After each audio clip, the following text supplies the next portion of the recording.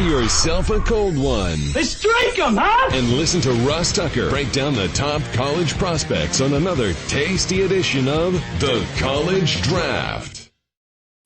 Yeah, it is Daddy Soda time here on the College Draft podcast presented by DraftKings, America's #1 rated sportsbook app. By the way, you can still place a bet on tonight's national championship basketball game. I encourage you to do so if you want to make the game more interesting, although it's already going to be awesome. Baylor, Gonzaga.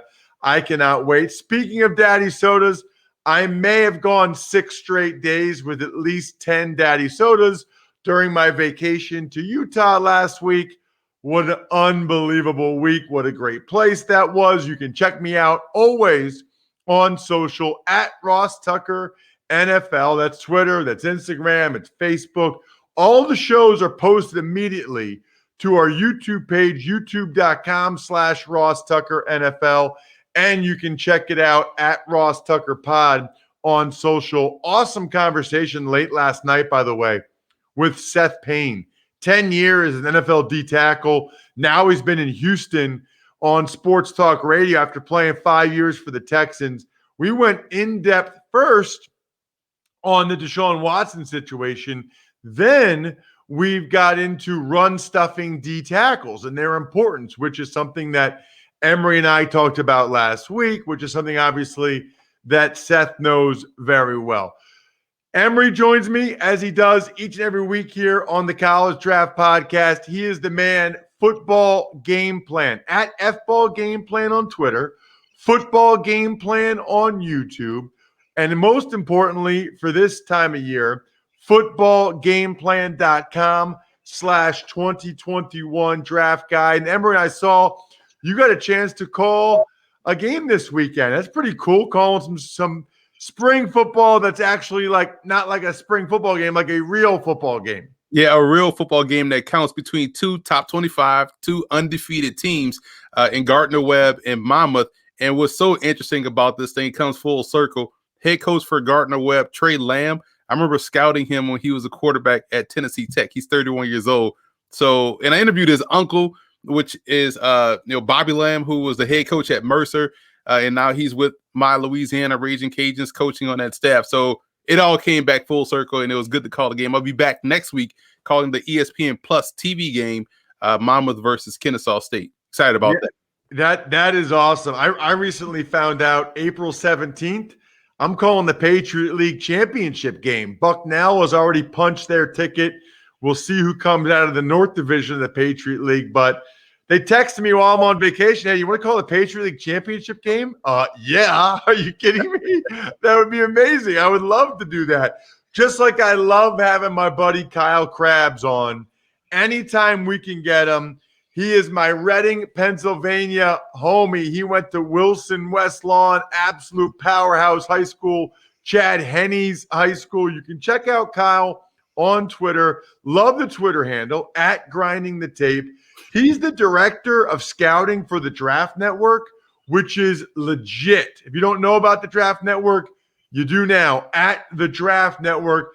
But he also is a big-time Miami Dolphins fan. So, Kyle, before we even get into linebackers, because as usual, Emory's got rankings that nobody else has. I mean, he's got guys I never heard of ahead of Micah Parsons. Okay? He made me go off the reservation for like 2 guys for today. So what's that? Did he make me go off the reservation for 2 guys for today to make sure I could talk about him? So that's as a testament to Emory and the depth that he does and the work that he does. Emory, you have been a mentor for me for quite a while. So it's pretty cool to hop on. I didn't even know you guys knew each other. Oh, yeah. Constantly saw Kyle on the road, man. And that was always what I liked about it. He was always out there. When you thought I was out there, Kyle was out there too. Yeah, you guys might be the 2 hardest working dudes in the draft community that I'm aware of. Kyle, like I saw Kyle at a couple 1AA games back in the day, be like all dressed up in a full suit, making me look. I'm the one on TV, and Kyle's making me look like a chump. And Emory's at every game I've ever been to. Emory will be at the Patriot League Championship game somehow, some way. He'll be there.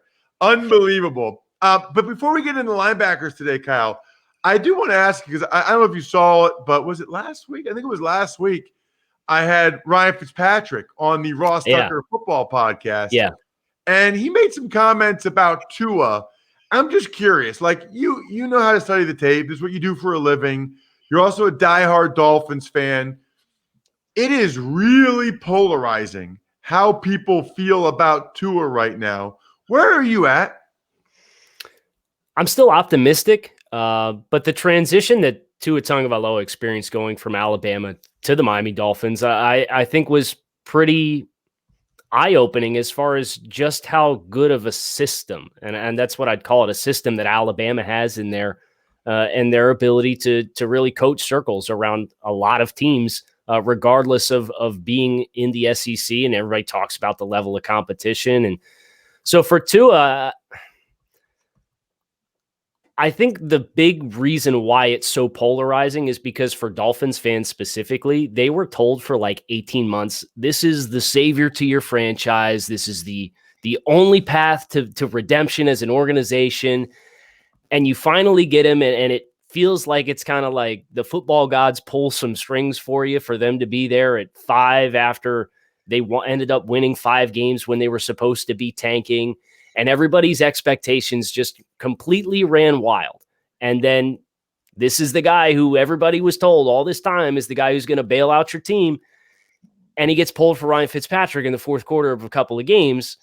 And it really forced an emotional reaction of like, wow, either the Dolphins need to have faith in this guy because this is the guy who we've been told for so long is the answer.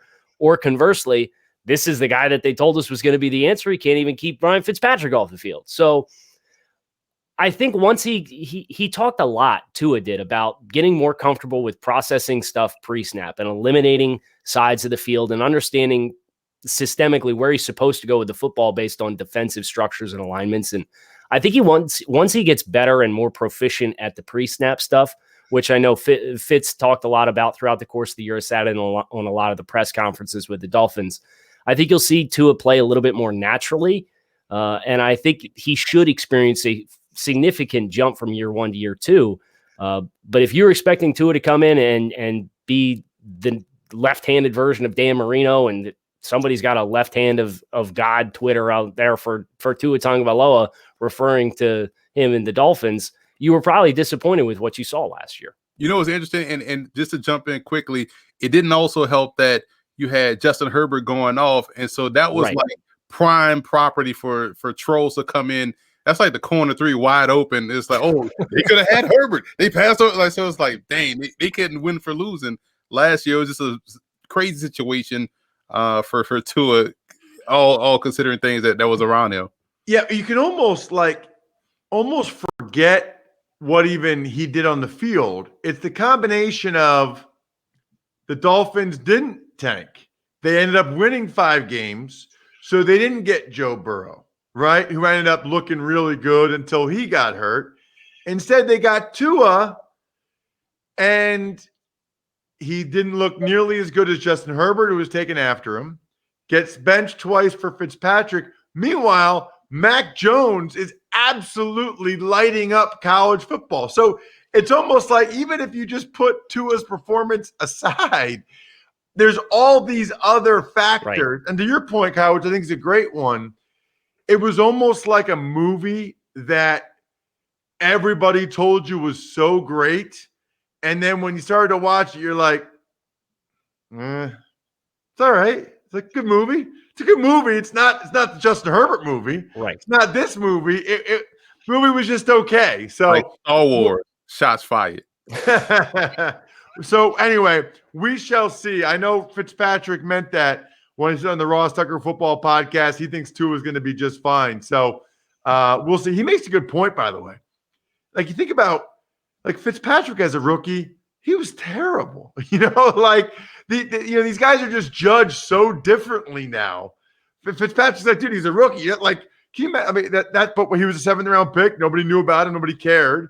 It's just the difference of expectations, like the movie we were talking about. Speaking of expectations, the one thing I know, Kyle, every week with Emory here on the College Draft Podcast, his rankings are not going to be like everybody else's rankings. He does not care. He doesn't give a you-know-what. Your number one inside linebacker, I'll freely admit this, okay? I know a lot about Chaz Surratt and Micah Parsons and Zaven Collins and Notre Dame. I don't even know how to say the Notre Dame dude's name, but I know a lot about him because I've seen him. He can fly. He's athletic. Whatever. Jeremiah is his first name. But your number one inside linebacker, Garrett Wallow from TCU. Explain yourself, Emory. His instincts were off the charts. And watching TCU defense, first of all, you talk about Big 12 defense, you kind of go into it with a negative mindset, like this dude's about to make a bunch of tackles 7 yards down the field, right?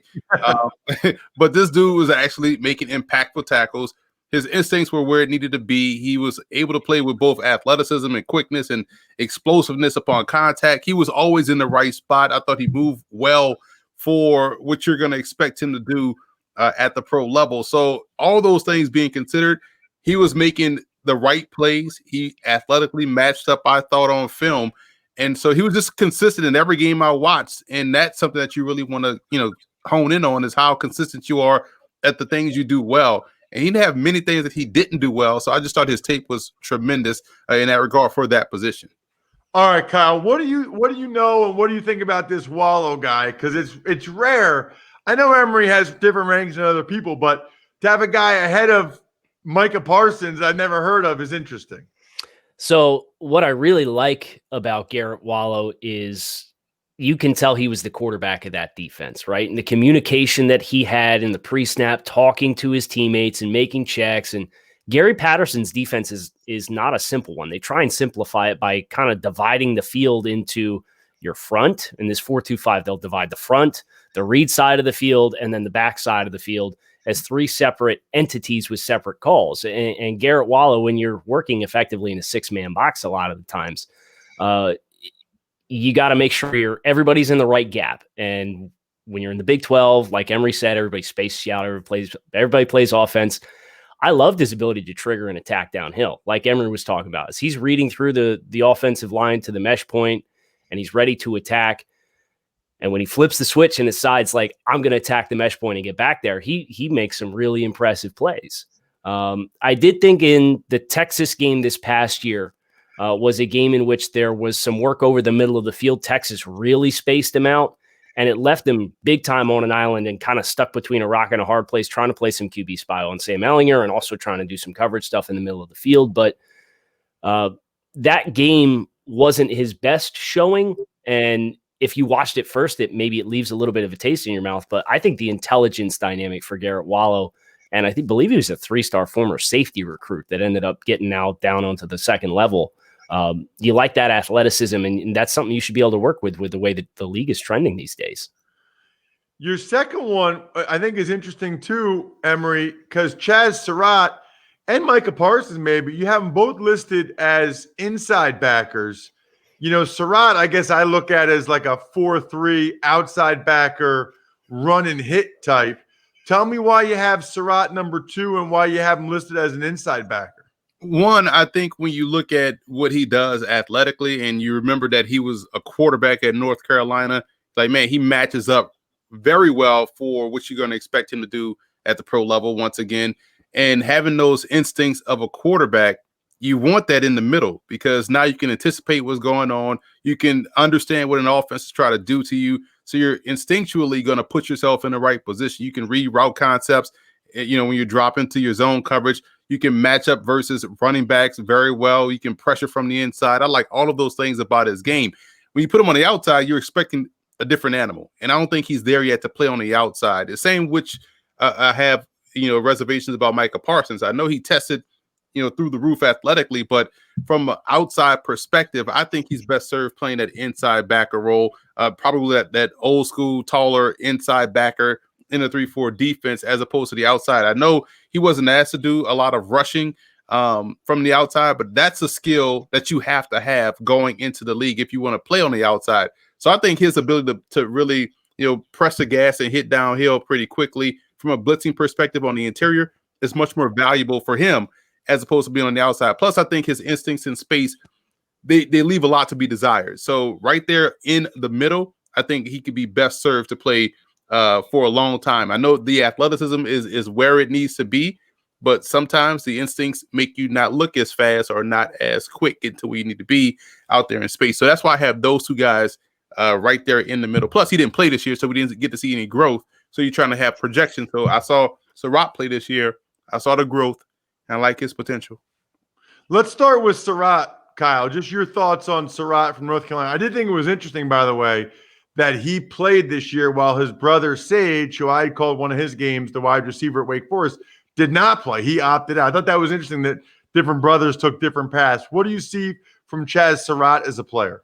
Yeah, definitely a rangy player. And I think Emory talking about his growth, and anytime you get a player who's transitioning from a different position, especially coming to the defensive side of the ball, when you're a quarterback and you understand defensive structure because it's a big part of what your job is on the offensive side of the ball, it helps you, A, make sure everybody's where they're supposed to be, and then B, it also helps you from a preparation standpoint to understand what opposing teams are doing. And I think Chaz, his play this past year showed he can do a little bit more than just being a guy who you put on the backside and ask to use his speed and chase stuff down. You can kind of put him in the middle and trust that he's going to be able to understand all the action that's taking place around him. So from that dynamic with Chaz Surratt, I understand why that appeal is there, because for so many linebackers that are athletic like Chaz Surratt, you're like, their processing speed's not quite where you would want it to be. So everybody's answer for that is, just put him at 4.3 will and have him chase stuff down from the backside. Well, I don't think you have to worry about that so much with Chaz Surratt because of the football intelligence that he brings. But if I could, Ross, just Emory talking about pairing these two guys together. Emory, I'm not sure if you feel the same way, but you talking about Micah being that old school kind of the thud guy coming downhill in a 3-4 defense. These two paired together would almost make like a perfect pairing in a 3-4 defense to serve as your two guys because of their complementary skill sets. Exactly. And that's what you normally get. If you're a team like, let's say like the Giants, who want to be long on the outside and explosive on the inside and protect themselves in coverage, like you talked about, these two will probably be your best fit for your defense. And I think when you pair those two guys up, because one has length and is a great blitzer, the other one is very good versus the run, but also has the instincts and coverage, you kind of get the best of both worlds. So I definitely agree. Speaking of coverage, 2 out of 3 men will experience some form of hair loss by the time they are 35. Yours truly included. Not cool. More than 50 million men in the U.S. suffer from male pattern baldness. Look, here's the deal. There's only 2 FDA-approved medications that can prevent hair loss. Keeps offers both of them. I was taking both of them before I even heard of Keeps. One is a pill I take every morning. The other is like a topical thing. You know what it is. You rub it on your bald spot in the back of your head. Anyway, now I don't have to go to the drugstore to pick them up. I don't have to go to the doctor to get a prescription. I do it all online with Keeps. You do the online doctor consultation. It's amazing. And look, if you guys go back and look to podcasts from 5 years ago, I have been keeping the hair I've got to this point. If you are ready to take action and prevent hair loss, go to keeps.com/draft to receive your first month of treatment for free. Trust me, that's KEEPS.com/draft to get your first month free. Keeps.com/draft. All right, so Emory, I got to hit this one last time before we move on to the outside backers. A lot of people think he's the best defensive player in the draft. You have him as the 3rd best inside linebacker. What do you specifically not like about Micah Parsons? It's not like about Micah Parsons. It's more so of the fact that the other guys in front of him do things particularly well on a consistent basis. It's the instincts. It's, seeing it before it happens and getting there as it's happening and making the play. I feel like a lot of what he does is reactionary. You want to see more instinctiveness coming from a player that's projected to be so high. And he plays high at times. So you want to see better pad level. And so those things probably could have been solved had he played this year. But if you're projected to go high, I completely understand and agree with you for sitting out this year. And we'll never have a issue with that. But that's what you saw on the tape that he did put out there in 2019. What do you think of Micah, Kyle? Because the one thing I would point out, because he's from literally where I live. I've talked to him when he was in high school. He never played linebacker until he was at Penn State. He always had his hand in the dirt. So he's really, to your point, Emory, he's only had 2 years being an off-the-ball backer, seeing things like that. So you should project a lot of growth there. But again, he hasn't shown it. What did you see from him, Kyle? Well, I think that's the big thing with Micah Parsons is understanding that, Chaz Surratt played this year and showed a big leap after having not played the position for a very long amount of time. Micah Parsons didn't get the opportunity to do that, and that was a decision that he chose was best for him, and you completely understand it. Like Emory said, everybody had a decision to make with the dynamics that were at play this year. The range of outcomes for Micah Parsons, I think, it's not like an open and shut case because he has only played 2 years of linebacker after being a pass rusher at in the Harrisburg area. He was Bishop McDevitt, I believe. Central Dolphin and then Harrisburg High. Harrisburg High, okay. So, and you even think about his pass rush profile, and at the Penn State Pro Day, he came in with arm length under 32 inches. So, like, it's not even like he has great anatomical length for if you were going to use him there. So I think his third down value is really going to come as a pressure player, as a blitzer, whether you're stacking him off ball and asking him to attack. I think the more you can simplify the game for Micah early on, the better results you're probably going to have. But that's to Emory's point is the physical talent is undeniable. To be 245 and run 4.39 or whatever it was. And Penn State's a factory for phenomenal athletes. So it's not necessarily surprised that he has this all-world physical profile, but there's a kind of like a spray chart of he can end up over here or he can also end up over here.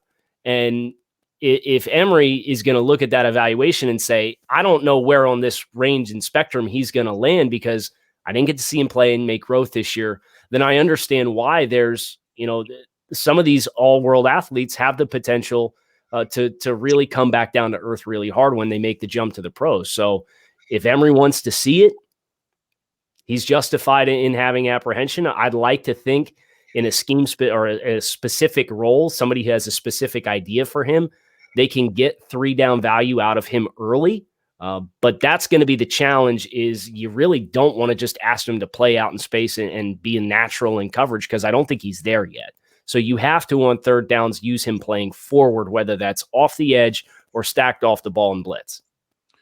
As for the outside backers, your number 1 ranked guy, Emory, I love this dude. I mean, every highlight I saw, he was killing people, game-changing plays.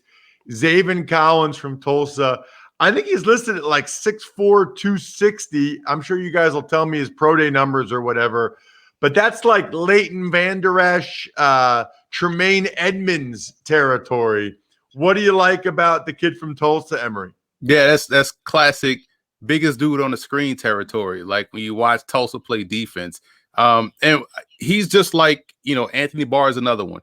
When you look at a guy like Collins, you instantly think pass rusher, but no, that's not his game. He's a inside backer. He's almost like Carl Banks in that regard. Someone that you can stack inside, allow him to drop in coverage, allow him to blitz.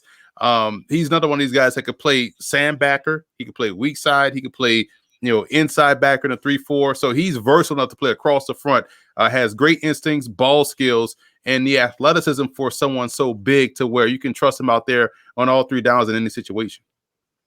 How about you, Kyle? Yeah, I think Emory's got him pegged really well.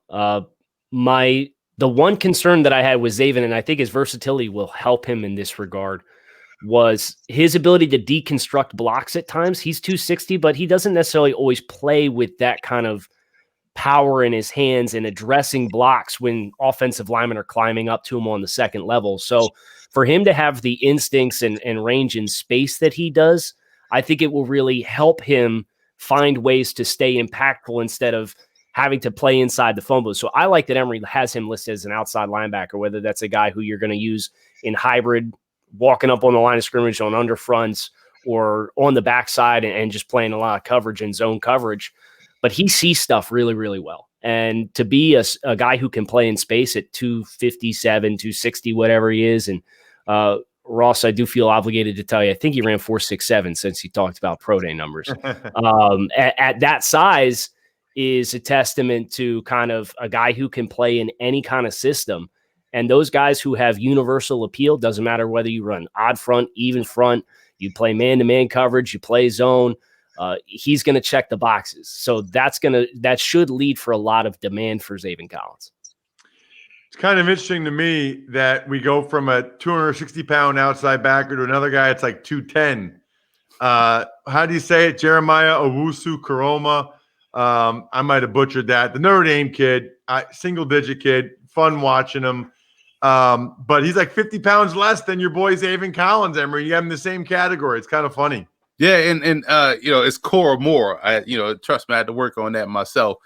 Doing a lot of Georgetown games. I got extensive experience in these hyphenated last names and of such. So when you look at him and how he plays, he reminds me a lot of what I saw last year in Akeem Davis-Gaither out of App State, who was built the same way, but he doesn't play like he's 215. He's a guy that you can match up across the board. He can match up in the slot. He can match up versus backs and tight ends. He can pressure very well. He's good in the open field. He's athletic. So I know some people may see him as a strong safety. To me, nowadays, strong safety, sandbacker, big nickel backer, all that's just the same, right? You want him out there on defense because he's athletically able to match up and play. And because of that and that versatile skill set, you can see him carry number 2 down the seam. You can see him get out there on the boundary and wall guys off in one-on-one coverage. So he can do a lot of things. That's why he graded so high for me. Kyle? And then he's playing coverage in the slot, and he's triggering on slant routes and undercutting slants against Clemson and stripping the ball out of guys' hands. So, yeah, it's Emory talking about him and his perception is potentially a strong safety. And this is a guy who's going to play on all 3 downs. And if you want to play base defense, you can put him on the second level. You want to go sub, play him out in the slot. I think he played the majority of his snaps this past year out on the hash in the slot, and a guy who can play in space. And then you get to 3rd and 10 or 3rd and 7 plus, and you want to line everybody up on the line of scrimmage and bring heat, and he can scream in off the edge because he's got a really explosive first step. So teams who like to move pieces around are really going to love him because, whether a team comes out in 12 or 11 personnel, he can take those snaps and either play out against a slot receiver or he can play in the box and have the physicality and aggressiveness. And the biggest thing for me with him is just that first step quickness and explosiveness that he has. And